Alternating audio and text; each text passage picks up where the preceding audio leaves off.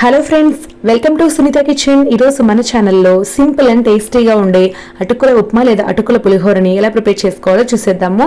తక్కువ ఇంగ్రీడియంట్స్తో చాలా టేస్టీగా ప్రిపేర్ చేసుకోవచ్చు, చాలా తక్కువ టైంలోనే ప్రిపేర్ చేసుకోవచ్చు అనమాట.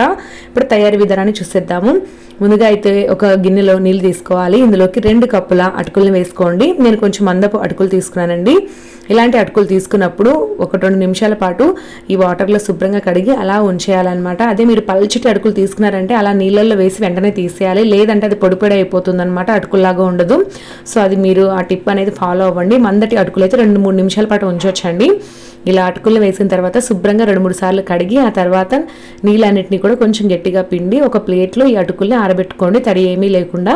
ఇప్పుడు మనం అటుకులకి పోపు వేసుకుందాము. అందుకోసం స్టవ్ మీద ఒక కడాయి పెట్టి ఇందులోకి 1.5 టేబుల్ స్పూన్ ఆయిల్ వేసి వేడి చేసుకోవాలండి. ఆయిల్ వేడెక్కిన తర్వాత ముందుగా పోపు దినుసులు వేసుకోవాలి. మినపప్పు, శనగపప్పు, ఆవాలు, జీలకర్ర అన్నీ కలిపి 1 టేబుల్ స్పూన్ వేసుకోండి.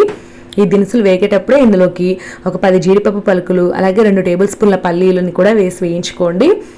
ఇవి కొంచెం దొరగా వేగిన తర్వాత ఇప్పుడు మనం ఇందులోకి మనకు నచ్చిన వెజిటబుల్స్ని యాడ్ చేసుకోవాలి. నేనైతే ఇక్కడ కొద్దిగా క్యారెట్, ఉల్లిపాయ ముక్కలు, అలాగే పచ్చిమిర్చి ముక్కలు వేస్తున్నాను. ఇవే కాదండి, మీకు నచ్చిన వెజిటబుల్స్ యాడ్ చేసుకోవచ్చు. ఇంకా బీన్స్, ఆలు ఇలా కూడా యాడ్ చేసుకోవచ్చు అనమాట. వాటి వల్ల ఎక్స్ట్రా ఫ్లేవర్ బాగుంటుంది.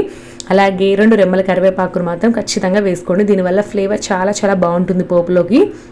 ఇలాగా వెజిటబుల్స్ని మనం ఉడికించుకోవాలండి. మూత పెట్టేసి ఒక 3 లేదా 4 నిమిషాల పాటు లో టు మీడియం ఫ్లేమ్లో కుక్ చేశారంటే ఇవన్నీ కూడా చక్కగా మెత్తగా ఉడుకుతాయి అన్నమాట.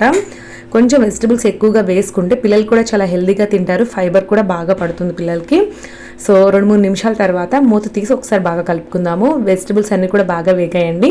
ఇప్పుడు మనం ఇందులోకి తగినంత పసుపు, ఉప్పు వేసుకోవాలి. పసుపు ఒక 1/2 టీ స్పూన్ వేసుకోండి. అలాగే రుచికి సరిపడా ఉప్పు వేసుకోవాలి.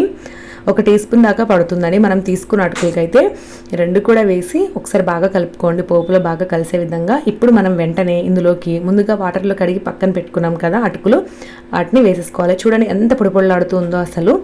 ఈ అటుకుల్ని వేసేసి తాలింపులో బాగా కలుపుకోవాలండి.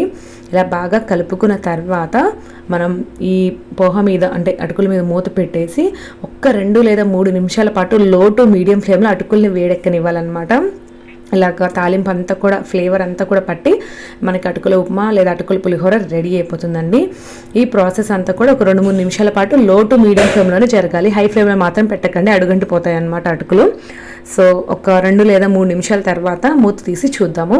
మనకి వేడిగా అటుకుల ఉప్మా అనేది రెడీ అయిపోయినట్లే.